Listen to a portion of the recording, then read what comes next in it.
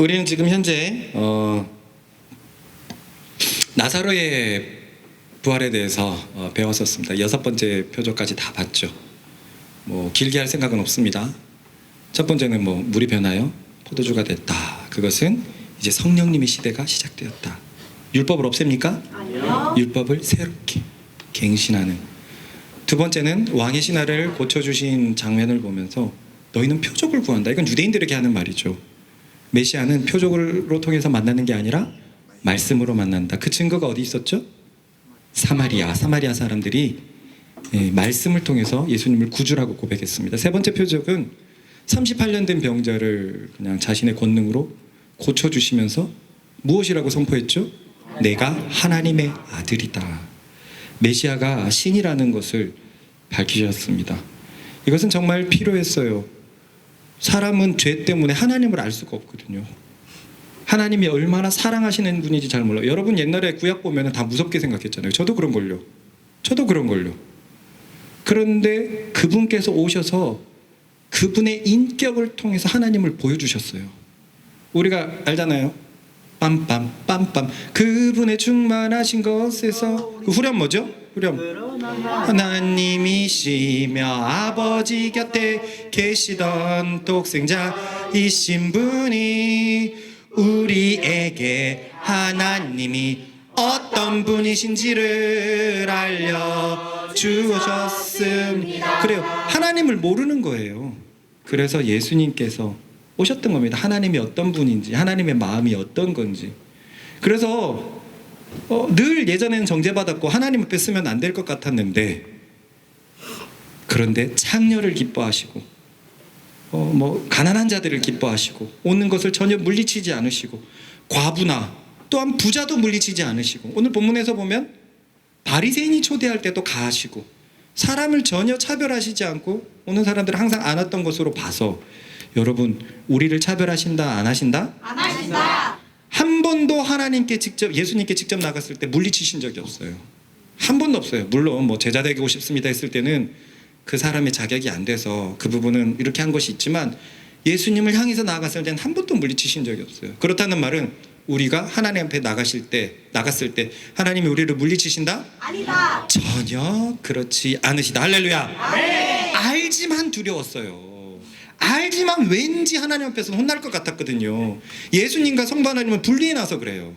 그런데 예수님이 하나님을 보여주셨습니다. 아멘. 메시아가 신이라는 걸 보여주셨고요. 네 번째는 오병이어의 기적을 통해서 예수님이 죽으실 것에 대해서 간접적으로 보여주셨어요. 자기를 먹어라, 자기 살을 먹어라 라고 하셨고, 그걸 먹을 때만이 영생을 얻으실 수 있다라고 하니까 메시아가 죽는다는 것을 알려주셨습니다. 말이 안 되죠. 진짜 세상의 방법과 완전히 반대였습니다. 세상은 힘으로 이기고 무력으로 쟁취를 하는데, 예수께서는 죽으심으로 우리를 구원하시기로 결정하셨어요. 다섯 번째는 나면서부터 맹인이었던 자를 고쳐주시면서 천국 가려고 했던 사람들이 못 가고 천국의 바깥에 있는 사람들이 오히려 기회가 있다는 것을 밝혀주셨습니다. 바리새인들은 당연히 천국 갈 거라고 생각했는데 아니에요. 그러나 내가 하나님의 교회에 어울리나라고 했던 그런 맹인, 세리, 어떤 이런 부족한 자들이 오히려 하나님 앞에 받아들여졌던 것을 봐요. 예전엔 이런 말씀 안 좋아했어요. 나는 앞에 있는 사람이라고 생각했으니까요. 하나님이 알려주셨어요. 아니야. 몰라? 모른다고? 2012 꽝 알려주셨어요. 알려주시고 나서 그렇구나. 나는 진짜 뒤에 있는 사람이구나. 나는 하나님께 어울리는 사람이 아니었구나. 그런데 하나님 앞에 그런 마음을 가지고 나아갈 때 오히려 천국에 가까운 줄로 믿습니다. 아멘. 여섯 번째 기적은 완전히 죽은 자를 살리면서 예수께서 사망과 사망의 원인인 죄와 죄의 원인인 사단을 정복한 것을 알려주셨습니다. 아멘. 예전에는 그냥 예수님이 어렸을 때부터 아주 귀신을 쫓아내고 고쳐주시니까 그런가 보다 했는데, 그 사실이 사실 창세로부터 죄가 정복되었다는 사실을 알게 되고 나서 얼마나 달라지는지 모르겠어요. 예전에는 그저 나사로 한 사람을 예수님이 그 옛날에 살려주셨다 뿐인데, 지금에는 그 죄의 원인이 우리의 삶에서도 얼마든지 정복당하는 것을 우리가 경험하고 있으니 이게 무슨 은혜인가 싶습니다. 여러분의 삶 속에서 죄가 정복되고 있습니까? 사망의 기운이 몰려가고 있습니까? 우리 민선이만 하더라도 불면증에 진짜 심각하게 시달렸죠. 우리 뭐 의진이는 공황장애가 있었고 저도 어느 정도의 불면증이 분명히 있었어요. 어느 정도. 뭐 아주 심한 불면증은 아닌데 육체 노동을 별로 안 해서 그런 불면증이 있었는데 가만히 있다가 불현듯 나쁜 생각 드는 사람들이 있었어요. 이게 모든 게 사망의 기운이란 말이에요. 그런데 그게 언제 우리에게 언제 그랬냐 이거예요. 갑자기 있다가 불안한 경우 꽤 옛날 아닙니까? 꽤 옛날 아닙니까? 그리고 미워할 수 있는 많은 상황에서 미워하지 않고 생명을 선택한다는 것, 사랑을 선택한다는 것, 여러분 우리 속에서 예수님께서 죄를 이기셨습니다. 그 사망의 기운이 몰려가고 있습니다. 아직까지는 안 몰려갔죠. 사망은 그 제일 마지막에 심판받는다고 고린도전서 15장에 우리가 부활장을 통해서 봤잖아요. 그 전까지는 남아있지만 분명한 것은 이미 이겼다. 이미 인천 상륙작전은 시작되었다. 옆 사람에게 인사하십시다. 당신을 향한 구원의 인천 상륙작전은 이미 시작되었습니다.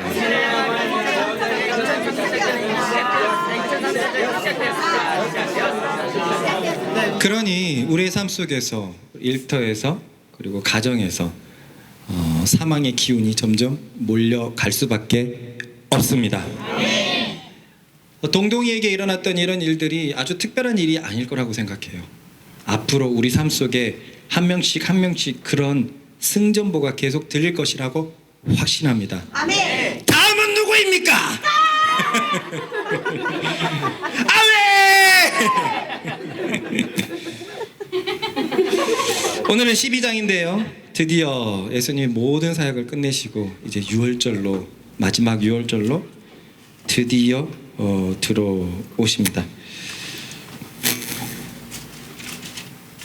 그런데 예수님이 제일 먼저 유월절로 오실 때 어디에 들르실까요? 베다니예요. 베다니. 우리 최근에 봤잖아요. 베다니에 누가 살고 있죠? 마리아. 나사로, 마르다, 마리아.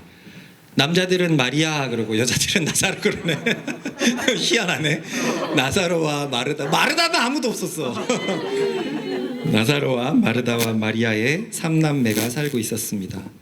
왜 예수님은 유월절인데 베다니에 가셨을까요? 거기가 위성 도시였잖아요. 몇 킬로 떨어져 있었죠? 5km. 아니 오리라고 돼 있어요. 오리 2km. 오리예요, 오리. 옛날 성경에는 오리라고 돼 있고 쉬운 성경에서는 아마 2km라고 돼 있는데 2km 떨어져 있습니다. 아주 가까운 거리예요. 2km면 여기에서 목동역이거든요. 얼마나 가까워요. 그 정도니까 예수님께서는 예루살렘에 묵지 않고 이렇게 베다니에 이렇게 묵으신 것입니다. 이때가 언제냐면은 여러분 기억납니까? 나면서 맹인이었던 자, 38년 된 맹인이었던 자가 언제 나면서 맹인이라는데 왜 38년이라 그래? 나면서 맹인이었던 자가 요한복음 9장이거든요. 이 9장은 언제 일어난 사건인지 기억나십니까? 수전절. 땡이에요. 초막절 다음이었어요. 초막절은 요한복음 8장이고 초막절 다음에 나면서 맹인이었던 자가 시작되고 10장에 목자 얘기를 하고 곧 수전절이 이르느니라 라고 10장에 수전절이 되어 있어요. 그리고 수전절 끝에 사람들이 그 수전절은 마카비에 대한 그거였으니까 메시아에 대한 얘기가 뜨거웠단 말이죠. 그래서 예수님은 또 피해서 세례 요한이 세례를 주었던 곳으로 가고 그들의 제자를 위로하는 장면이 10장 마지막입니다. 그리고 11장에는 나사로의 죽음이 시작되는데 나사로가 죽었을 때 이 자매들이 예수님께 기별을 했거든요. 거리가 어느 정도였죠? 하루예요. 하루. 예수님이 이틀 머물렀고 왕복 하루하루니까 4일이 그렇게 걸린 거였거든요. 그래서 나사로의 죽음이 있었던 그것은 수전절 바로 뒷사건이었어요. 왜냐하면 수전절이 10장에 나와 있었고 제일 마지막에 세례 요한에게 갔는데 지금 베다니에서 그 정도는 하루길이거든요. 그러니까 수전절 이어서 나사로가 그때 살아난 겁니다. 수전절은 봄, 여름, 가을, 겨울에서 어떤 절기였을까요? 겨울절기예요. 초막절은요? 가을. 초막절은 수장절이라고 해가지고 추수절이랑 똑같습니다. 유월절은요? 여름. 봄의 절기예요. 봄의 절기예요. 유대력은 1월이고 우리한테는 3월이에요. 그래서 6월절이 첫 초실절이었다는 것도 뭐 기억하시는 사람들 좋습니다. 3월 절기였어요.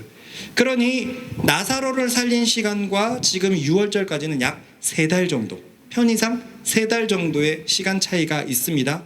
그 3달 이후에 예수님께서 그러니까 나사로를 고치시고 어딘가 가셨겠죠.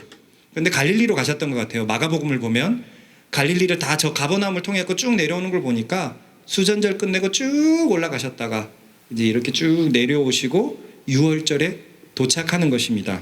대충 이해가 가십니까? 네. 우리 같이 한번 읽어보겠습니다. 시작. 6월절 엿새 전에 예수께서 베다니에 이르시니 이곳은 예수께서 죽은 자 가운데서 살리신 나사로가 있는 곳이라. 유대인의 큰 무리가 예수께서 여기 계신 줄 알고 보니 이는 예수만 보기 위함이 아니요 죽은 자 가운데서 살리신 나사로도 보려 함이라.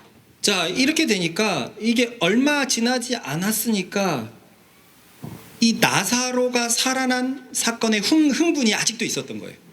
그러니까 1절에 굳이 1절과 9절에 죽은 나사로가 살아난 이런 얘기를 쓰고 있어요. 굉장히 오래전이면 이건 안 쓸만한데 9절에 보면 유대인의 큰 무리가 예수를 보기 위함도 있지만 나사로를 보려고요.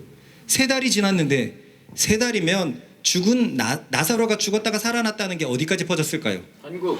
퍼질 수 있는 데까지 퍼졌을 거예요. 3달이면. 맞습니까? 네. 그러니까 전국에서 죽었던 나사로를 이렇게 나사로가 살아났다는 거를 들었는데 지금은 무슨 명절이라고요? 6월절. 6월절이면 어떻게 해야 됩니까? 다 모여야 돼요. 다 모여야 돼요. 그러니까 그 죽었다가 살아난 소식을 들었던 수많은 사람들이 예루살렘에 오면서 그 얘기 한번 듣고 싶어갖고 지금 베다니에 이렇게 몰려온 그런 상황입니다. 여러분이라면 안 가보겠습니까? 저도 가보겠어요. 멀리서라도 한번 보고 그게 야 진짜야? 사실이야? 이게 얼마나 지금 회자가 됐겠습니까? 그 나면서 맹인이었다는 자를 고쳐줬을 때도 유대인들이 아니 나면서 맹인을 고쳐준 사람이 죽은 자는 못 살렸나? 라고 할 만큼 그 얘기도 굉장히 회자가 되었는데 이 얘기는 얼마나 회자가 되었겠냐 이거예요. 이해가 가시죠? 네. 그 흥분이 고스란히 있을 때 예수님께서는 베다니에 가십니다. 다음 말씀 읽어봅시다. 시작. 유대인의 큰 무리가 예수께서 여기 계신 줄 알고 보니 이는 예수만 보기 위함이 아니요 죽은 자 가운데서 살리신 나사로도 보려 함이라. 괜찮아. 대제사장들도 나사로까지 죽이려고 모이하니 나사로 때문에 많은 유대인이 가서 예수를 믿으리라. 사실 이 나사로 사건만 있었습니까? 3년 반 동안 얼마나 많은 이적을 베풀었겠습니까? 근데 이건 이적 중에 끝판왕이거든요. 그리고 얼마나 많은 말씀을 들었겠습니까? 그러니까 믿음이 빨리 들어간 사람도 있고 긴가민가한 사람들도 분명히 있을 거 아니에요. 그런 찰나에 나사로가 죽었다가 살아난 이 사실이 경험이 된 사람들에게는 이게 믿음에 얼마나 동료가 일어났을까요? 나사로가 살아있는 게 이게 지금 이 바리새인들 입장에서도 사내들인 입장에서도 골치 아픈 일이고 이 나사로 때문에 믿는 사람이 자꾸 나타나니까 이제는 나사로마저 죽이려고 모의를 하고 있는 그런 상황이었습니다. 이런 배경을 뒤로 하고 예수님께서 6월절에 베다니에 오셨어요. 베다니에 오시니까 예수님께서는 당연히 우리 2절이 빠져있네요. 2절을 같이 읽어봅시다. 2절 핀 사람만 읽어보세요. 시작. 거기서 예수를 위하여 잔치할세 마르다는 일을 하고 나사로는 예수와 함께 앉은 자 중에 있더라. 나사로가 예수님이 온다는 소식을 알고 잔치를 벌였어요. 왜 잔치를 하죠?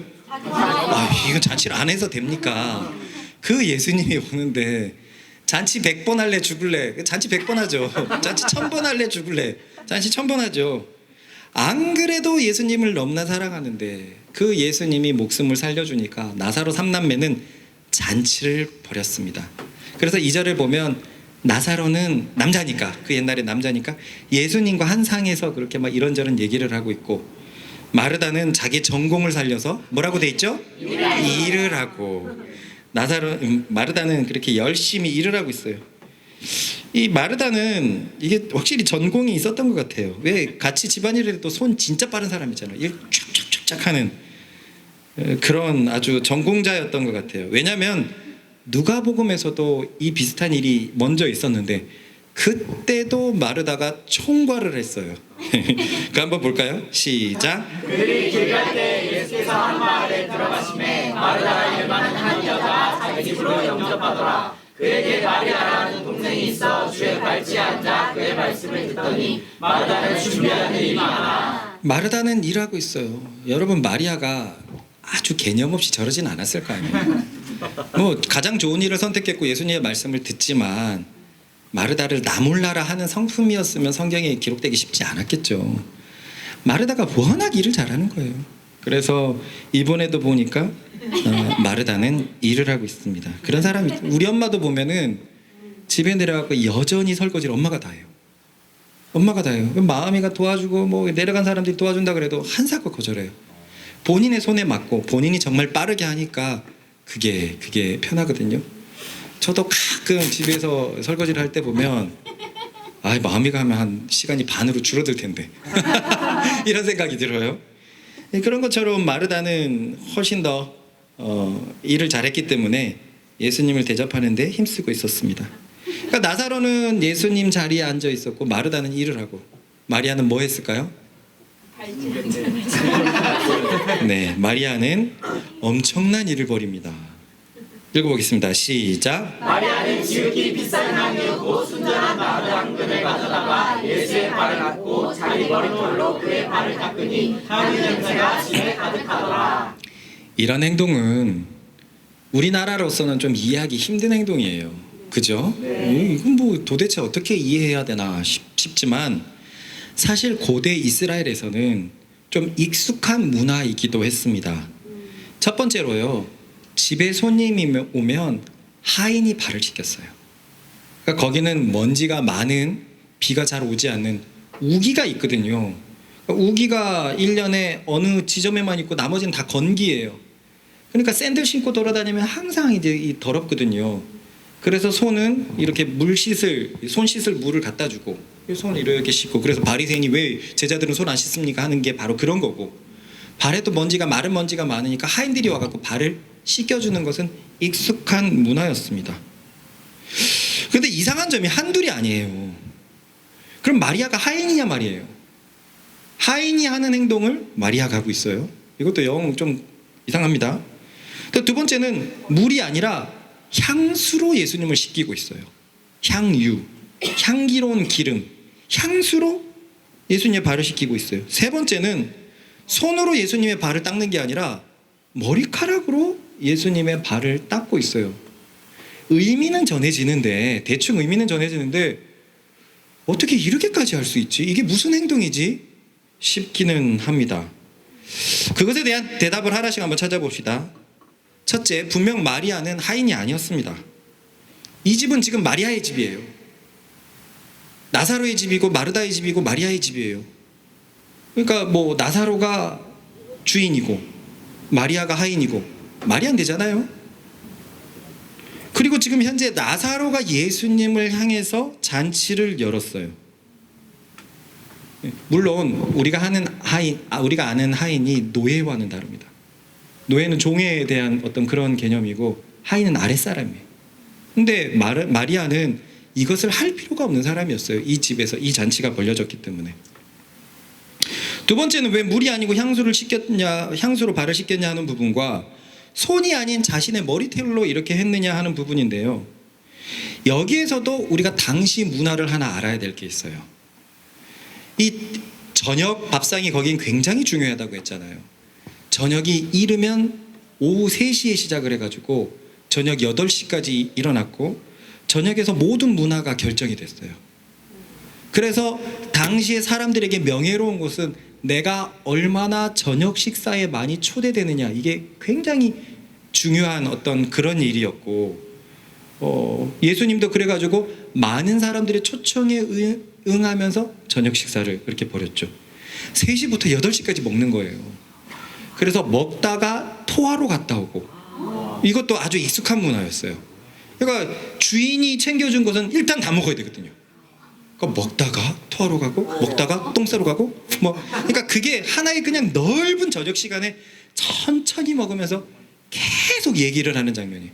그것도 그 천천히 얘기하는 것도 우리가 아는 대로 앉아 있는 게 아니라, 당시 로마 문화는 이렇게 비스듬히 누워서 천천히 얘기하면서, 몸에는 진짜 안 좋을 것 같은데, 야, 그러고 보니까 우리 의로운이가 예수님을 닮았네. 맨날 누워서 이렇게 이거 굴리는데. 그런데 이런 저녁 잔치에서 하이라이트가 뭐냐면, 매일 열린 건 아니었던 것 같은데, 아주 귀한 손님이 찾아오면, 그 방문을 하면 그 잔치를 벌였던 그 주인이 어느 순간 그 사람에게 향유를 머리에 부어요. 향유는 굉장히 귀한 것이거든요. 당시에 굉장히 귀한 것을 그 사람에게 부으면서, 당신은 귀한 사람, 특별한 사람입니다 라는 그런 시간이 있었대요. 잔치의 절정이 있을 때. 우리 뭐 영화 같은 거, 우린 한 번도 그런 거 안 해봤지만 상류층에서 보면 이거 자꾸 팅팅팅팅, 외국 문화에 보면은 잠시 주목해 주세요, 와 우리 나라가 이런 일을 했습니다, 막 박수 치는 거, 이런 것처럼 어느 중간에 이렇게 주인이 이렇게 하는 그런 행위가 있었어요. 그런데 그것은요, 머리에 붓는 거였거든요. 근데 마리아는 지금 어디에 붓죠? 이건 듣도 보도 못한 행동이에요. 그럼 마리아는 왜 이렇게 행동을 했을까요? 당시 상식에서도 이해할 만하지만 이해하지 못할 만한 행동을 한 이유가 무엇이었을까요? 그것은 아마도 마리아가 이 사건을 알고 있었을 가망이 매우 커 보입니다. 우리가 그 사건을 한번 같이 쭉 읽어보겠습니다. 시작. 한 바리새인이 예수께 자기와 함께 잡수시기를 청하니, 이에 바리새인의 집에 들어가 앉으셨을 때 그 동네에 죄를 지은 한 여자가 있어 예수께서 바리새인의 집에 앉아 계심을 알고 향유와 녹화를 가지고 와서 예수의 뒤로 그 발 곁에 서서 울며 눈물로 그 발을 적시고 자기 머리털로 닦고 그 발에 입 맞추고 향유를 부으니. 자, 이 본문에 굉장히 비슷한 사건이 하나 나옵니다. 그리고 그 여자는 죄인이라고 분명히 칭하고 있죠. 죄를 지은 한 여인, 죄인. 그 당시에 많은 사람들에게 죄인이라고 불렸다는 것은 아주 높은 확률로 창녀였을 가망이 굉장히 큽니다. 아주 높은 확률로 손가락질 받는 그런 여자로 보입니다. 그런데 그 여자가 오늘 본문의 마리아와 굉장히 비슷한 일을 했어요. 향유를 예수님께 부었고 자신의 머리털로 예수님을 씻겼습니다. 물론 이 여자는 하나의 행동이 더 있었어요. 눈물로 예수님의 발을 씻겼다고 되어 있으니까 이 여자는 행동이 하나 더 있었어요. 이 여자는 갑자기 밥을 잘 먹고 있는, 바리새인의 집에서 밥을 잘 먹고 있는 예수님에게 왜 이런 행동을 했을까? 이 여자가 이 행동을 한 이유를 알면 오늘 마리아의 이유도 우리가 알 수 있을 것입니다. 그것은 아마도 따라해봅시다. 이 여자가 미천한 신분이었기 때문에 발에다 향유를 부은 것으로 추측된다. 아까 말한 것처럼 머리에는 누가 붓죠? 주인이에요. 지금 보면 여기 주인 누굽니까? 바리새인이에요. 바리새인은요, 상류층입니다. 권력을 잡고 있는 계층이에요. 백성들에게 존경을 받는 자들이에요. 그런데 예수님을 초청했고 예수님에게 호의가 있으면 예수님의 머리에 기름을 부어야 할 사람은 누굽니까? 바리새인이에요. 죄인이 나와가지고 죄인인 여자가 머리를 부을 수 없어요. 그것은 쫓겨날 만한 행동이고, 안 그래도 그 고을에서 죄인이라고 욕을 듣고 있는데 아주 큰일 날 행동이에요. 그러니 이 여인은 예수님에 대한 마음을 어떻게도 표현하고 싶은데 그 자기가 표현할 수 있는 것이 하인처럼 발을 씻기는 행동을 하면서 향유를 부었던 것으로 추정이 됩니다. 이해가 되십니까? 네. 그러니 이 여인이 가장 낮은 하인처럼 발을 씻겼을 테니 처음에는 뭐 그렇게 주목하지 않았을 거예요. 우리가 생각하는 게 저녁 만찬이 방에 들어가가지고 이렇게 좁은 공간에서 그렇게 하지 않았어요. 저녁 만찬하면 웬만하면 12명이 모였어요. 3333 웬만하면 크게 모였고, 우리 옛날 영화도 보면 약간 열린 공간에서 하인들이 끝없이 왔다 갔다 하고, 음악도 있고 토하러도 가고 똥 싸러도 가고, 그러니까 사람들이 많이 왔다 갔다 하기 때문에 이 여인이 뭐 좀 이렇게 자기 얼굴을 막 들면서 들어오진 않았을 거 아니에요. 하인처럼 행동하면서 이 예수님에게 다가왔던 그 행동은 그렇게 어렵지는 않은 행동이었을 것이란 말입니다. 그런데 그렇게 표현을 하고 싶은데 머리에 볼 수는 없잖아요. 자신의 신분 때문에. 할 수 있었던 것은 자신에게 가장 소중한 향유를 들고 와가지고 붓는 것이었어요. 이때 향유가 왜 이렇게 비싼 것이었냐면, 당시에는 이스라엘에서는 이 좋은 값비싼 향유를 구하기가 굉장히 어렵답니다. 나지를 않았대요. 그래서 이 학자들도 당시의 시대를 추정을 해보면 인도산 향유가 그렇게 비쌌대요. 인도. 근데 인도와 이스라엘은 가까운 거리가 결코 아니거든요. 인도 옆에 방글라데시를 지나가지고 그 옆에 이란, 이라크, 뭐 사우디아라비아 뭐 이쪽을 다 지나고 와야 되기 때문에 멀어요. 해로로도 굉장히 멀습니다. 수에즈 운하 막 이런 게 없어가지고, 수에즈 운하를 통과할 필요는 없구나. 하여튼 뭐 이 밑으로까지 홍해까지 내려가가지고 그렇게 해야 되기 때문에 해로로도 멀어요. 그래서 그 옛날에는 냉장고 시설이 발달되어 있지 않잖아요. 냄새가 진짜 많이 나잖아요. 그래서 프랑스에서 향유가 많이 발전된 이유도 귀족들이 잘 안 씻어가지고 향수가 그렇게 발전되었다잖아요.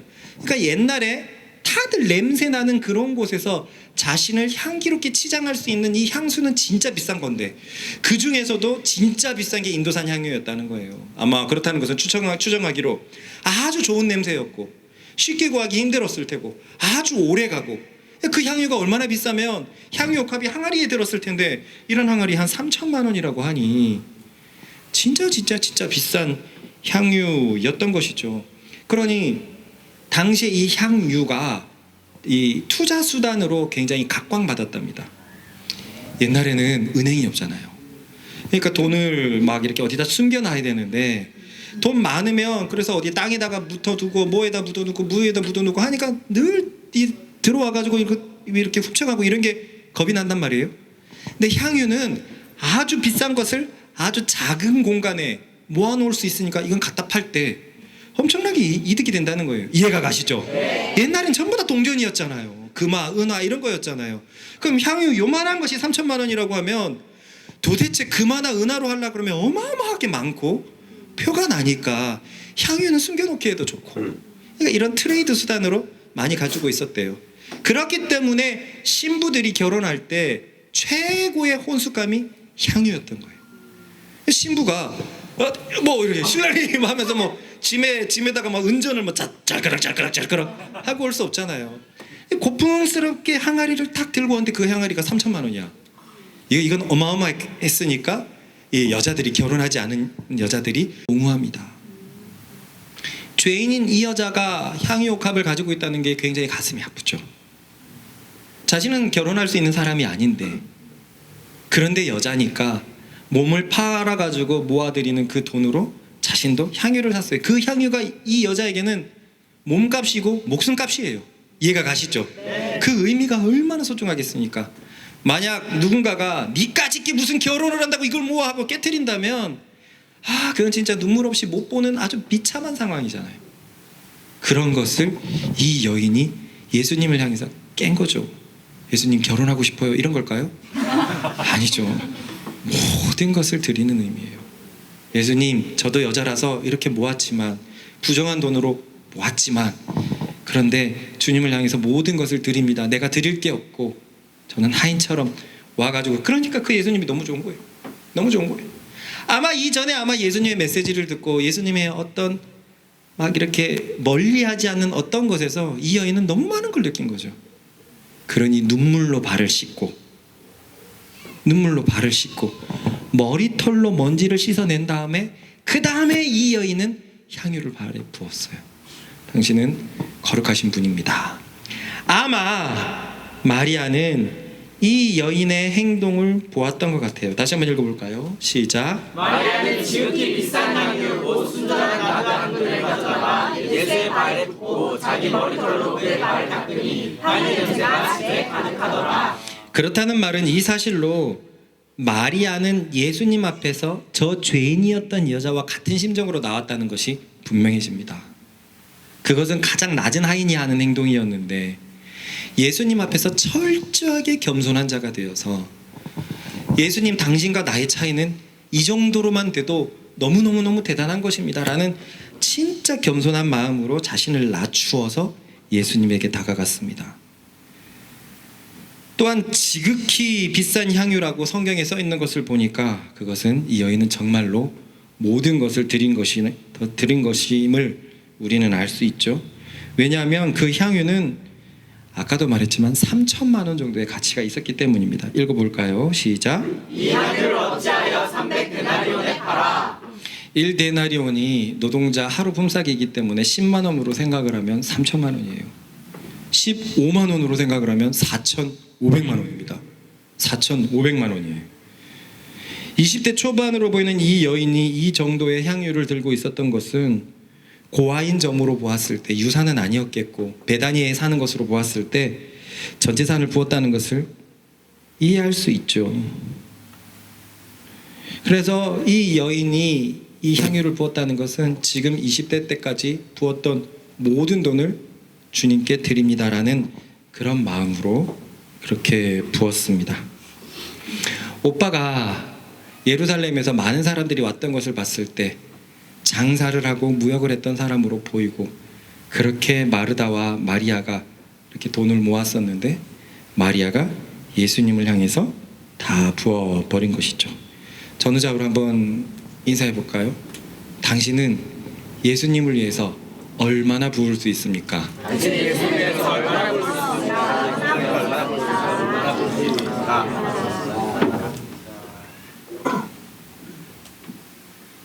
이런 행동에 12제자 중에 하나인 가룟 유다는 매우 분을 내었습니다. 읽어봅시다. 시작. 제자 중 하나로서 예수를 잡아줄 가룟 유다가 말하되 이 향유를 어찌하여 300데나리온에 팔아 가난한 자들에게 주지 아니하였느냐 하니. 이 문장만 보면 유다의 말은 나쁘지가 않아요. 이 문장만 보면은요, 향유를 팔아서 생긴 돈으로 가난한 사람들을 돕는다는 것은 예수님이 바라시는 일이기 때문에 그렇습니다. 더 많은 사람들에게 복된 일이기 때문이에요. 그런데 우리가 잘 알지만 유다는 좋은 마음으로 정말 가난한 자들을 위하는 마음으로 이렇게 얘기한 것이 아니죠. 자신의 호주머니로 들어올 수 있는 이 향유가 너무나 아까워서 이렇게 말한 것입니다. 바로 다음 구절에 이렇게 되어 있어요. 시작. 이렇게 말하면 가난한 자들을 생각함이 아니요 그는 돈이라 돈계를 맞고 거기 넣는 것을 훔쳐가니라. 사도 요한이 아직도 분이 났나 봐요. 서경 아직도 분이 났나 봐요. 그래서 그는 도둑이라고 이렇게 적어놓고 있어요. 이 평행 본문을 다 보면 그는 예수님 일행의 회계 담당이었어요. 근데 어느 순간부터 헌금을 몰래 빼돌리기 시작했습니다. 사실 이게 큰 문제거든요. 저번에 얘기했지만 제가 나왔던 큰 교회에서도 여전도사님이 제가 나가고 나중에 1년인가 2년 있다가 6천만 원이나 빼돌린 사실이 알려져가지고 난리가 났던 적이 있어요. 난리가 났던 적이. 그러니까 헌금을 몰래 빼돌리는데 가룟 유다의 눈에 3천만 원짜리 헌금이 보이기 시작했어요. 우와, 마리아가 저거를 헌금하려는가 보다. 얼마나 군침을 흘렸겠습니까? 10%만 빼돌려도 한 달 품삯이요. 20% 빼돌리면 2달 품삯이요. 30% 빼돌리면 자그마치 1천만 원이나 돼요. 이 향유라는 게 애매하잖아요. 그렇잖아요. 살짝 이렇게 빼내고 무게고 뭐 좀 이렇게 할 수 있는 수단이 있는데 그거는 아주 좋은 자신의 재테크였는데 자신의 재산인처럼 느껴졌는데 여러분 한번 이렇게 생각을 해봅시다. 말도 안 되는 우리 이단들을 한번 생각을 해보세요. JMS에 보면 여자들을 정말 송놀이개로 사용했잖아요. 이쁜 여자가 오면 어떻게 되는 거예요? 눈이 뒤집히는 거예요. 자기 눈에 맞는 여자가 오면 눈이 뒤집혀요. 왜냐하면 내가 범할 여자기 때문에. 지금 그렇게 바라보는 거예요. 저거는 그냥 내 돈처럼 바라보는 거예요. 자꾸 훔치다 보니까 이 중독이 돼버려 가지고 양심이 타락해갖고 저거는 내 돈이다라고 생각을 하는 거죠. 그러니 가룟 유다의 입장에서는 자신의 돈 3천만 원이 땅바닥에 쏟아진 거예요. 물론 3천만 원을 다 착복하지는 않겠지만 자신의 돈이 땅바닥에 쏟아진 것처럼 생각을 하는 거예요. 그래서 격분을 했습니다. 평행 본문을 보면 가룟 유다는 이런 마리아의 행동에 굉장히 격분해서 여러 번 마리아를 탓했다고 되어 있어요. 그래서 여러 번 마리아를 괴롭힌 겁니다. 그래서 오죽하면 예수님께서 나서서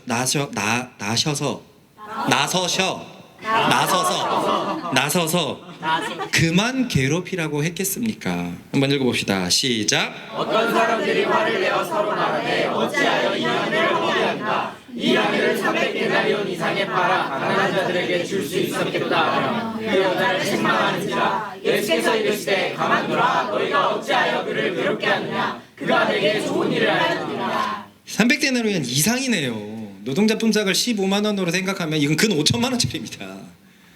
5천만 원짜리가 땅바닥에 쏟아지니까 이건 눈이 뒤집히는 거예요. 우리 규제 하루 품삯이 얼마였지? 15니까 이건 5천만 원짜리야. 지금 300만 원 이상이면. 그러니까 이 여인이 그 발에 부었다는 것은 진짜 쉽사리 이해는 되지 않아요. 그죠? 정말 난 드렸을 것 같은데 좋은 데 쓰세요라고 드렸을 것 같은데 이 여인은 가장 거룩한 분에게 깨어서 그 향유될 수 있는 그 가치를 쏟았어요. 그러니까 집에 향유 냄새가, 그 비싼 냄새가 가득한 거죠. 여러분, 이거 우리 잘 알고 있잖아요. 이 말씀 모르는 사람 없을 거예요. 그런데 이 말씀을 가볍게 생각하면 우린 난리가 납니다. 왜냐하면 이 본문에서요, 이걸 우리보다 더 잘 알고 있는 가룟 유다의 마지막이 어떻게 됐습니까? 그러므로 이 말씀이 절대로 쉽고 가볍고 익숙하게 들리지 않았으면 좋겠습니다. 아멘. 참으로 대조되는 장면이죠. 한 여인은 자신의 모든 것을 들여서 예수님을 향해서 마음을 표현했습니다. 근데 아주 천한 마음으로, 하인의 마음으로, 낮은 마음으로 예수님을 향해서 최고의 표현을 올려드렸어요. 자신의 머리카락으로 먼지를 털어낸다는 것. 근데 12제자 중에 한 명인 유다는 자신의 돈도 아니면서 마치 자신의 돈처럼 생각하며 분을 내고 있어요. 재물이라는 개념에 있어서 한 명은 모든 것을 드리고 있는데 한 명은 자기 것을 넘어서 남의 것을, 주님의 것을 탐하고 있는, 명백하게 대조되는 장면입니다. 결국 이 일이 가룟 유다는 도저히 용납 안 되는 매우 기분 나빴던 일이었던 것 같아요. 이 일을 매개로 해서 사내들인의 예수님을 팔기로 결정을 해버렸거든요. 어떻게 그 비싼 돈을 내가 얼마나 챙길 수 있는데 어떻게 땅바닥에 쏟을 수 있지? 그런데 그걸 예수는 감히 나보고 뭐라고 그래? 그만 마리아를 괴롭히라고? 어떻게 그럴 수 있지? 상식이 한참 지나가가지고 마음이 병들어가지고 사내들인에 팔아버릴 정도로 내가 예수를 팔아버리겠어. 팔아버려서 여기에서 이득을 취하지 못한 돈만큼 내가 그걸 챙겨야 되겠어. 이런 마음이 생겼는지도 모르겠습니다. 예수님을 2천만 원에 팔아버렸거든요. 결국 우리는 13장에서 이 가룟 유다가 사단에게까지 마음을 열어줬던 것을 볼 수 있습니다. 사도 요한은 이렇게 얘기하고 있어요. 읽어봅시다. 시작. 조각을 받은 후 사탄이 그 속에 들어가지라. 이에 예수께서 유다에게 이르시되 내가 한 일을 속히 알아 하시니. 알다시피요, 사단은 아주 쉽게 마음에 들어올 수 없습니다. 단순히 죄를 짓는다고 사단이 우리 속에 들어올 수 없어요. 계속 짓는 죄의 중독으로 인해서 인격이 마비되기 시작했을 때, 그럴 때 사단이 합법적으로 우리의 마음을 지배할 수 있습니다. 여러분, 이해는 안 돼요. 자신의 돈처럼 생각해가지고 땅바닥에 버리는 것을 막 분개하는 게 이해가 우리는 솔직히 안 돼요. 그죠? 네 돈이 아니잖아. 그런데 또 이해는 되죠. 그런 것에 계속 구멍이 났던 사람은 결국 자기 돈처럼 생각을 하고, 와, 오늘 우리 동네 진짜 비싼 부자, 돈 많은 사람이 오늘 은혜 많이 받아가지고 헌금 많이 내겠네? 와, 오늘 내가 두둑하겠는걸? 이런 것이 계속 쌓인 사람들은 이런 생각까지 할 수 있는 거예요. 그러니까 이 가룟 유다는 도둑으로서 계속 챙겼습니다. 계속 챙겼어요. 기회는 엄청나게 많았을 겁니다. 왜냐면은요, 예수님의 비유 중에서 돈에 관한 비유가 자그마치 40%거든요. 그 비유를 보면서 기회가 계속 있었을 것임에도 불구하고 마음이 완전히 이제 점점 중독돼 가지고 닫혀진 그런 상태가 돼 버렸어요. 그래서 그것이 얼마나 심했는지 분노하고 원망하고 그러다가 사단까지 그 마음에 들어가게 돼 버렸어요. 사람처럼 보이지 않을 정도의 마음으로 그렇게 되는 거예요. 우린 뭐 도박하는 사람들 절대 못 말린다고 하잖아요. 정상이 아니잖아요. 꼭 가서 뭐 본전을 찾을 수 있을 것 같고 뭐 할 것 같고 도와주는 돈들 다 도박에 넣고 중독이 정말 무섭다고 세상도 알고 있잖아요. 그런 중독이 심각해지면 사단에게 문을 열어줄 수 있는 겁니다. 그러므로 우리는 죄를 정말 조심해야 되고요. 또한 사단에 대한 올바른 이해도 있어야 돼요. 죄 한 번에 사단이 우리를 어떻게 할 수 있다 없다? 없다. 우리의 자유의지는 매우 견고해요. 그럼 의 한 번에 하나님 우리를 마음대로 하게 해요? 오늘 뭐 우리 승혁이가 회개했다고 야 너 오늘 3층 전에 가자 하나님께서 그렇게 하시게요? 그럴 수 없어요. 우리는 완전한 자유의지를 가지고 있기 때문에 우리 주인은 우리입니다. 우리예요. 그걸 주님께 마리아는 드렸던 거고 사단은 가룟 유다는 사단에게 줘버린 거예요. 계속 죄짓고 해가지고 그렇게 돼버렸습니다. 그러니 따라봅시다. 예수님 바로 곁에서도 이런 일이 일어날 수 있음을 참으로 명심하자. 많은 사람들이 예수님의 사역을 뭐라고 평가했을까요? 좀 깨시민들은 에휴, 저 올바른 스승 굉장히 좋은 스승 아니야. 그 제자 중 12밖에 안 되는데 12제자는요? 12밖에 안 되는데 그 중에 한 명이 저랬잖아. 그러면서 그 사역을 폄하한다면 여러분 예수님이 그런 일의 장본인인데 얼마나 미련한 행동이 될 수 있습니까? 예수님 옆에서도 이런 일이 일어났음을 정말 기억해서 우리 가운데 은혜가 있고 생명이 있는 게 결코 다가 아님을 명심하십시다. 네. 계속 말했지만 이 교회에 있다고 구원받는 게 아니에요. 매일 묵상한다고 구원받는 게 아니에요. 내 스스로가 주님 앞에 나가가지고 생명을 계속 먹고 있나? 라고 계속 점검해 보아야 합니다. 아멘. 이 말씀을 듣고 마음속에서 뭔가 무감각해져가는 게 있다라고 하면 얼른 정신 차리십시오. 아멘. 종국에는 사단에게까지 문을 열어줄 수 있게 됩니다. 유다에게 계속 꾸지람을 들었던 마리아의 마음은 어땠을까요? 얼마나 민망했을까요? 모든 것을 다해서 드렸을 뿐인데 그의 수제자에게 이런 꾸지람을 들으니 굉장히 당혹스러웠을 것입니다. 하지만 그런 마리아의 행동에 대해서 예수님은 굉장히 칭찬을 하십니다. 읽어보겠습니다. 시작. 예수께서 이르시되 그를 가만두어 나의 장래할 날을 위하여 그것을 간직하게 하라. 가난한 자들은 항상 너희와 함께 있거니와 나는 항상 있지 아니하리라 하시니라. 유다가 말한 가난한 자들에게 줄 수 있겠다. 그것도 좋아요. 근데 그거는 뭐라 그럴까 가장 중요한 걸 놓친 발언일 수밖에 없어요. 지금 현재 마리아는 예수님을 바라보고 있었어요. 그런 말은 모든 데 갖다 붙일 수 있습니다. 야 그거 할 거면 가난한 사람도 도와주지. 그거 할 거면 가난한 사람 도와주지. 꼭 하지도 않는 사람들이 이런 말을 해요. 하지도 않는 사람들이. 주님이 그렇게 얘기하십니다. 지금 마리아는 가장 중요한 본인을 쳐다보고 있어요. 가난한 사람들은 항상 있지만 지금 현재 마리아에겐 예수님이 왔고 그 예수님에게 최고의 마음을 표현하고 있기 때문에 예수님은 그거를 칭찬하십니다. 평행 본문에는 이 칭찬이 어떻게 되어 있냐면 이렇게 되어 있습니다. 읽어봅시다. 시작. 예수께서 이르시되 가만두라. 너희가 어찌하여 그를 괴롭게 하느냐. 그가 내게 좋은 일을 하였느니라. 가난한 자들은 항상 너희와 함께 있으니 아무 때라도 원하는 대로 올 수 있거니와 나는 너희와 항상 함께 있지 아니하리라. 그는 힘을 다하여 내 몸에 향기를 부어 내 장례를 미리 준비하였느니라. 내가 진실로 너희에게 이르노니 온 천하에 어디서든지 복음이 전파되는 곳에는 이 여자가 행한 일로 말하여 그를 기억하리라 하시니라. 사실 이 본문은 제가 오랫동안 퀘스천 마크가 있던 본문이었어요. 아니 이 행동이 너무 대단한 행동은 알겠는데 이 구절은 좀 오버가 아닌가?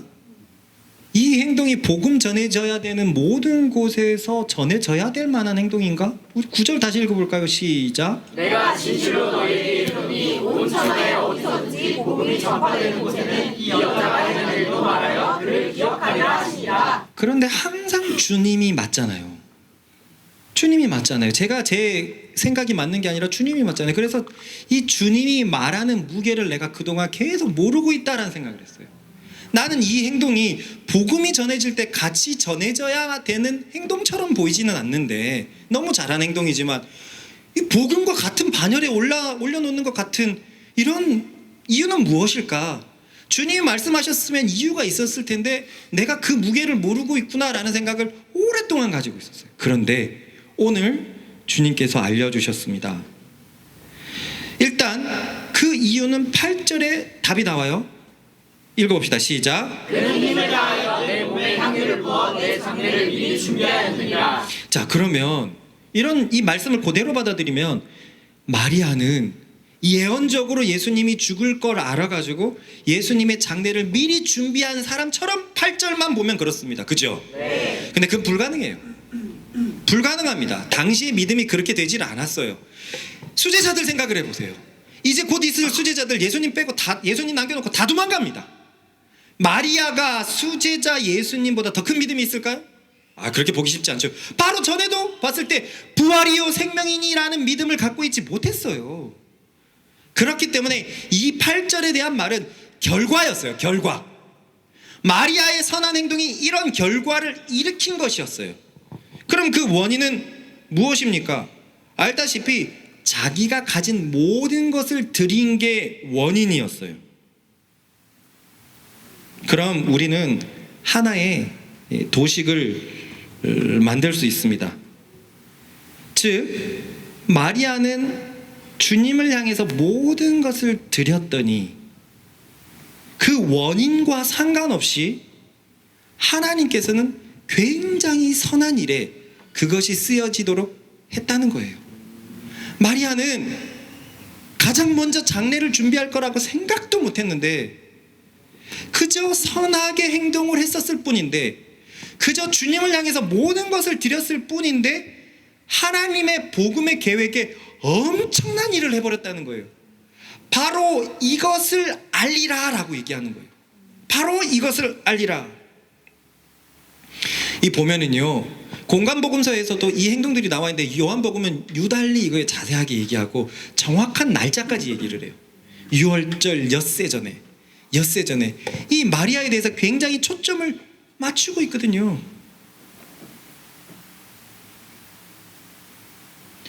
그렇습니다. 이처럼 예수님을 향해서 모든 것을 드린 자에게는 하나님께서 놀라운 일을 시작하십니다. 네. 복음이 전파되면서 그 복음이 그 사람에게 어떤 일을 할 수 있는지 마리아를 전하라는 거예요. 마리아가 뭐 대단한 학식이 있습니까? 뭐가 있습니까? 그저 예수님을 향한 뭐 사회에서 특별할 것 없는 약간은 평범하거나 약간은 천한 계층에 있는 사람이 모든 것을 드렸을 뿐인데 그것은 하나님 나라에 엄청난 일이 됐다는 것, 이걸 같이 전하라는 거예요. 사실 우리도 이런 경우를 많이 봐왔거든요. 하나님에게 선하게 그냥 시작된 일인데 아주 놀라운 일로 발생된 것들이 있습니다. 저는 그것을 오늘 함사공을 예로 들게요. 함사공이 지금 여기까지 어떻게 왔나라고 생각을 해보면 결과만 보면은 이게 가능했나 싶어요. 도대체 어떻게 이런 일들이 가능했나. 큰 집을 보면 4가정이 모이고, 그리고 우리 단비까지 9명이 있고, 자식들만 4명이 있고, 그리고 민경이가 태어나고, 민경이 아기가 태어나고, 도저히 그려지기 어려운 그림이잖아요. 그래서 민선이네 회사에서는 그게 가능해요? 치킨이 먹고 싶으면 어떡해요? 충분히 그럴 수 있잖아요. 나는 치킨 먹고 싶은데 다른 사람들은 뭘 먹을지도 모르겠고, 내 물건은 어떻게 되고, 그럼 냉장고는 9개가 있지는 않을 텐데 그건 어떻게 해야 되고, 이 고민이 너무 많은 사역일 수밖에 없습니다. 이 함사공이 어떻게 시작됐습니까? 진짜 희한하게도 저의 이혼 때문에 시작이 되었어요. 제가 이혼했고 그 집은 전처에 그 흔적이 많이 남아있을 수밖에 없었고, 또 저는 제가 그렇게 이혼을 하고 그런 어떤 성적인 죄로 인해서 뭔가 무너졌던 그 사실이 너무나 부끄러워서 저는 교회에서 기도 말고는 할 수가 없었어요. 그러다 보니까 집이 비어 있었거든요. 그 집이 비어 있으니까 멀리에 있는 사람들 와가지고 거기 살아라 라고 한 것이 이 지금 함사공의 시초가 돼버렸어요. 그래서 옛날에는 인천에서 남영주까지 오는 친구도 있었잖아요. 멀리 있던 친구들이 4명, 5명, 처음에는 더 많았지만 그렇게 시작한 것이 나중에는 남일집, 남이집, 남삼집까지 갔었고, 여일집, 여이집까지 가가지고 약간은 합숙의 개념처럼 시작이 되더니 그것이 디자인으로 가가지고는 가정과 가정의 합가가 되어 있었는데, 거긴 또 분리되어 있기도 했단 말이죠. 물론 이혼은 같이 있긴 했지만, 근데 청정에서는 이렇게 됐고, 이 함사공이 뭐를 일으켰냐면 모자 사역을 만들어냈잖아요. 함사공이 없었다면 모자 사역이 어떻게 있었겠습니까? 같이 키우고 같이 자라다 보니까, 같이 살다 보니까 이 다음 교육에 대해서 신경 쓸 수밖에 없었고, 그 모자 사역까지 나왔어요. 그러니 우리 결과로 보면은 참 아름다운 일이 시작되었지만 이것은 우리의 머리에서 시작된 게 아니란 말이에요. 아주 웃기게도 나의 문제를 하나님께서 선으로 바꾸셔서 새로운 사역이 탄생하게끔 만드셨습니다. 너무 부끄러워서 교회에서 잘 수밖에 없었죠. 기도할 수밖에 없었고, 그래서 저는 이혼하고 여러분 5년 동안이나 교회에서 살았지 않습니까? 오목교에서는 지하에서 3년 살았고, 여기서도 2년 동안 텐트 쳐놓고 잤던 거 아는 사람 기억하잖아요. 그래서 가끔 누가 아침에 빨리 오면 여기에 문 열어보면 주황색 텐트 안에 내가 있었어요. 그래 뭐 목사님, 큰님, 뭐 뿔님 그러면 잠시만 해갖고 드르륵 열고 이렇게 나와가지고 매일 같이 저걸 접어갖고 올려갖고 그렇게 하고 그렇게 살았단 말이에요. 근데 너무 부끄러워가지고, 그리고 주님께 기댈 거 외에는 내가 기댈 수 있는 게 없어가지고 그렇게 살았는데, 그 일이 이렇게 놀라운 일로 발생했어요. 이번 주 석영이하고도 신방을 하면서도 그런 얘기를 했는데, 이 함사공이 너무 행복한 거예요. 매일같이 재밌습니다. 매일같이 재밌어요. 이젠 아이들도 같이 사는 재미를 알아가지고 같이 있다가 누군가가 뭐 어디 나갔다가 오면 그렇게 좋아해요. 그렇게 좋아해요. 이 구정 때 애들이 좀 떨어져 있단 말이에요. 저는 보니가 너무 보고 싶었습니다.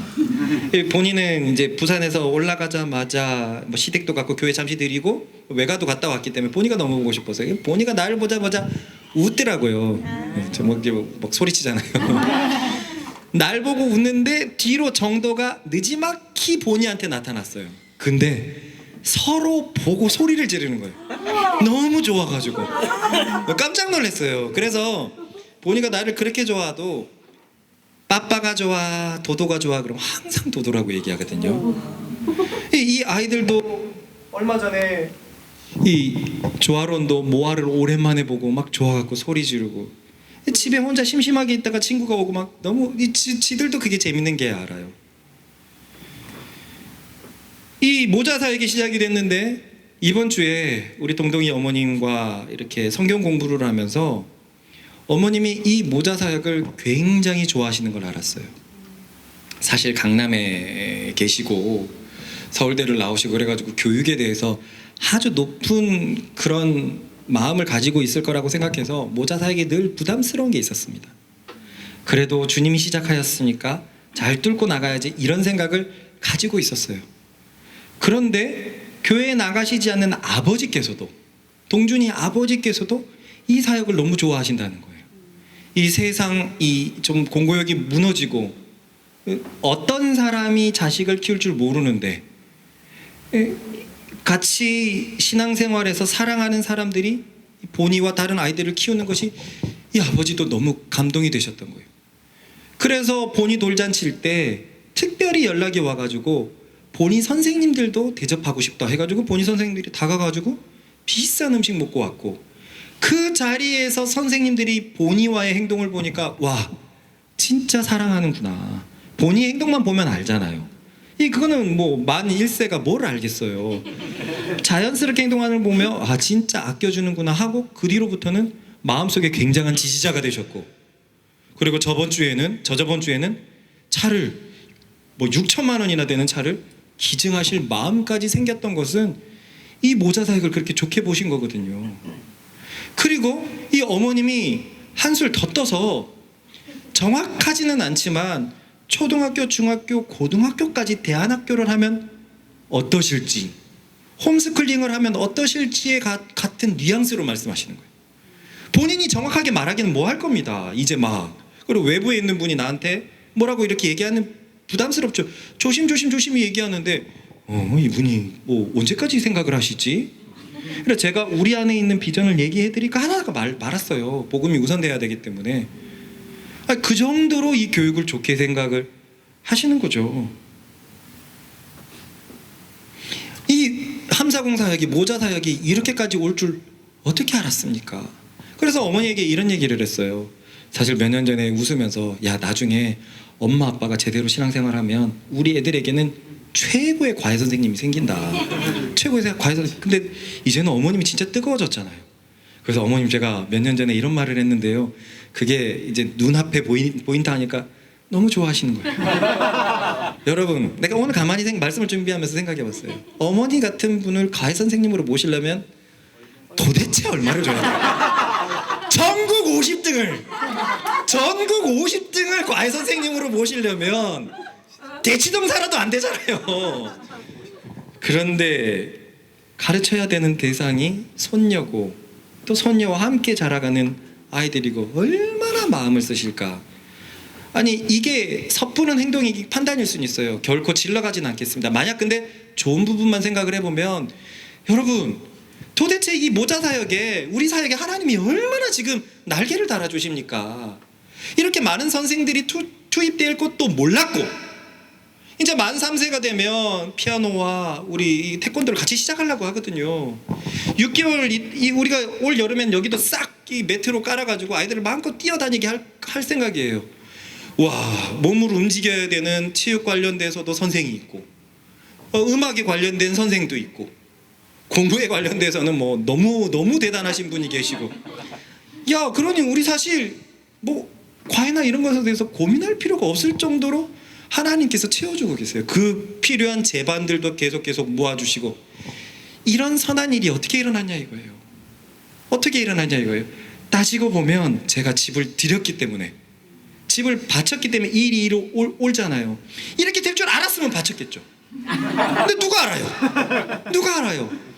그런 거란 말입니다. 여러분들이 주님을 향해서 마음을 들이면 주님께서 거기에 여러분들이 상상할 수 없는 놀라운 선한 일을 시작하실 것입니다. 아멘. 우리가 너무나 잘 알고 있는 말씀을 이 관점에서 다시 한번 읽어봅시다. 시작. 베드로가 여자와 이르되 오소서 우리가 모든 것을 버리고 주를 따랐나이다. 예수께서 이르시되 내가 진실로 너희에게 이르노니 나와 복음을 위하여 집이나 형제나 자매나 어머니나 아버지나 자식이나 전토를 벌인 자는 현세에 있어 집과 형제와 자매와 어머니와 자식과 전토를 백배나 받되 하게 병하여 받고 내세 영생을 받지 못할 자가 없느니라. 여러분들은 얼만큼 버렸습니까? 그때 100배나 해주신다고 약속을 하는데 여러분은 얼만큼 하고 있습니까? 얼만큼 주님이 1번입니까? 여기에는 버리라고 돼 있어요. 복음과 나와 복음을 위하여 버렸을 때 주님이 그렇게 해주신다고 했습니다. 지금 우리의 생명을 보면은요 나 정도는 변화시켰어요 다들. 그러니까 이 자리에 있어요. 그래서 과거에 아주 좋지 않은 것들이 끊어졌고 내 삶 속에 감사와 기쁨이 있습니다. 맞습니까? 네. 그런데 그거는 100배는 아니에요. 100배는 밖에 이렇게 표가 날 수밖에 없어요. 여러분 약간 돈 많이 버는 것은 주위에서 표가 안 나요. 여러분들이 연봉이 100배가 된다고 생각을 해보세요. 3천만 원 벌고 있는데 100 받아서 30억 된다고 해보세요. 표 대번에 납니다. 우리의 생명이 100배가 되면은 내 가족과 일터에 흘러갈 수밖에 없습니다. 네. 복음이 예수님께서 말씀하신 게 이거예요. 마리아의 이 행동을 전하라 이거예요. 그 행동을 가지고 하나님이 어떤 일을 행하셨냐 이거란 말입니다. 여러분, 그런데 이 말씀에 정말 중요한 우리를 위한 구절이 있었어요. 바로 다음 구절입니다. 읽어보겠습니다. 시작. 그러나 먼저 된 자로서 나중되고 나중된 자로서 먼저 될 자가 많으니라. 늦었다고 생각합니까? 나는 아직도 멀었다고 생각을 합니까? 나는 언제쯤 하나님 안에서 기이하게 달려갈 거라고 생각을 합니까? 이 말씀이 늦었다고 생각되는 사람이 먼저 될 수 있답니다. 아주 중요한 원리를 제공하고 있어요. 너의 마음에 1번이 주님과 복음이 될 때, 네가 가지고 있는 모든 것이 주님을 위해서 쓰여질 때, 주님의 나라를 위해서 하나님께서 매우 놀라운 일을 여러분의 삶 속에서 시작하실 것입니다. 아멘. 저는 우리 교회의 사역이 이 6가지가 다가 아니라고 생각해요. 분명히 앞으로 보여질 것이 있다고 생각합니다. 우리는 몰라요. 준비는 할 수 있습니다. 우리가 주님께 드리기로 더더 결정하고, 나를 드리기로 결정하고, 내 전부가 주님이라고, 내 생명보다 주님이 더 중요하다고 그렇게 고백하고 삶으로 그렇게 증명해 드릴 때 우리 속에서 놀라운 하나님의 일이 시작될 것입니다. 아멘. 이 놀라운 일을 세상에서 명예받는 거라고 생각하지 마세요. 그거 바쳤는데 그거 하려고 하는 게 너무 웃기지 않습니까? 주님 안에서 정말 높아지는 것, 그리고 그것은 현세에 있어서도 생명으로 충만해진다는 것. 여러분, 실제로 이번 주에 동현이 어머니가 그랬어요. 목사님, 그렇게 열심히 치열하게 살아서, 여러분, 동현이 아버지가 양학은 세계적인 석학이거든요. 우리나라에서도 양학 1인자 하면은 1순위, 2순위에 들어가고 세계적인 석학이에요. 어머니가 난다긴다 하는 서울대생을 다 만났는데 아버지가 그 중에서도 가장 치열하게 사셨대요. 그런 사람을 못 봤대요. 인생을 갈아 넘긴답니다. 그런데요, 어머님하고 아버님하고 언제서부터 내가 이런 대화를 계속한대요. 이 인생 후에 뭐가 남지? 나는 뭘 위해서 달려가고 있지? 인생이 왜 이렇게 허망하지? 이 얘기를 수년 전부터 계속 해왔대요. 내가 뭐 때문에 아직도 이렇게 일을 하지? 어머님이 이번 주에 그랬어요. 목사님, 그 위치에 올라가 보니까, 남들이 원하는 그 위치에 올라가 보니까 아무것도 없습니다. 우리에게 너무 가까운 지인에게서 직접 들었어요. 화장실 3개 그 비율을 직접 들었어요. 아무것도 없더라는 거예요. 그런데 아들들에게는 본인에게 없는 게 있었어요. 생명이 있는 거예요. 아들의 부부에는 그 생명이 머물러 있는 거예요. 본인은 그렇게 치열하게 살면서 부부관계가 회복이 되지 않아서 원망하고, 내 인생은 이런가 보다 하고 우울증도 들어왔는데, 아들 부부는 너무 행복하게 살아가는 거예요. 주님 안에서 사랑하면서 알콩달콩 살아가는 거예요. 동준이도 그렇게 변해가는 거죠. 어머님이 느낀 겁니다. 그렇게 높은 곳에 올라가 보신 분이 느낀 거예요. 이거구나. 세상에 있는 것이 아무것도 아니구나. 이렇게 말할 겁니까? 그분은 경험해 보기라도 했지. 이런 미련한 소리가 어디 있습니까? 이 용광로에 손 넣으면 손이 잘릴 거야? 지는 경험해 보기라도 했지. 이런 미련한 게 어디 있습니까? 그렇게 하면 죽는 거 길이라잖아요. 사망의 길이라고 하잖아요. 또 그 길에 올라갔다고 이 어머님처럼 다 고백할 수 있는 게 아니잖아요. 그렇게 올라가도 자식들이 저런 믿음을 가지고 있어야지만 마침내 열리는 거 아닙니까? 여러분, 아무것도 없답니다. 재물을 위한 삶, 나를 위한 삶. 우리 동준이 아버지가 진짜 효자거든요. 그런데 본인만 효자예요. 본인만 효자세요. 아내에게는, 자식들에게는 그렇게 효자와 좀 다른 모습이 있었단 말이죠. 자신의 힘으로 가족을 그렇게 지키는데도 원하지 않는 가족의 형태가 나오더란 말입니다. 이건 안 되는 거예요. 답이 나왔습니다. 주님을 위해서 재물과 가족을 버릴 때 100배를 주십니다. 그리고 그 100배는 오늘 마리아를 통해서 받습니다. 우리는 알 수 없지만 주님의 놀라우신 일들이 헌신된 자들을 통해서 시작될 것입니다. 아멘. 우리의 마음은 어디에 있습니까? 우리는 무엇을 위해서 살고 있습니까? 우리 같이 기도하십시다. 늘 고백했던 거지만 마음을 다해서 새롭게 해서 다시 고백하십시다. 주님, 나를 위해서 살지 않게 하소서. 아무것도 없는 재물과 내가 붙잡을 수 없는 가족을 위해서 살지 않게 하여 주소서. 마리아처럼 오직 주님을 위해서 사는 나 되게 하여 주십시오. 마리아가 그런 놀라운 행동을 했기까지의 마음을 생각해 보십시다. 그에게 그 향유옥합은 어느 정도의 가치가 있었는지, 하인처럼 다가가는 것은 자신을 어떻게 의미하는 것인지 다 드렸어요. 다 드렸습니다. 여러분 이런 사람 됩시다. 주여 한번 힘차게 주가시 기도합니다. 주여!